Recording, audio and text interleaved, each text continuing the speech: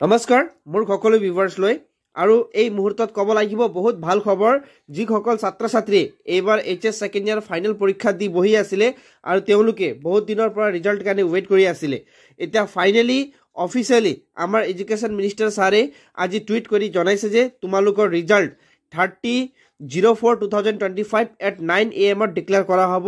আৰু total candidate appear আছিল 3,02,420 student আৰু সকলো ছাত্ৰ ছাত্ৰী কালি 9টাত তোমালোকে ৰিজাল্ট চাবলৈ সক্ষম হ'বা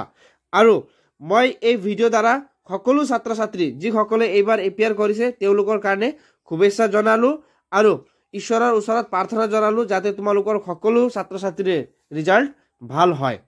আৰু তাৰ পাছত আৰু এটা ইনফৰ্ম মই তোমালোকক দিব বিচাৰিছো ইয়াৰ পাছত মই এটা ভিডিঅ' শ্বেয়াৰ কৰি আছো য'ত তোমালোকে ডাইৰেক্ট এটা লিংক পাবা ৰিজাল্ট চেক কৰিবৰ কাৰণে কোটো তোমালোকে ৱেবছাইটত গৈ সাৰ্চ কৰিব নালাগে মই এটা ডাইৰেক্ট লিংক শ্বেয়াৰ কৰি আছো এইখন লিংকত তোমালোকে ক্লিক কৰিলে ডাইৰেক্ট তোমালোকে নিজৰ ৰিজাল্ট চেক কৰিব পাৰিবা থ্যাংক ইউ ফৰ ৱাচিং the video' and please subscribe the channel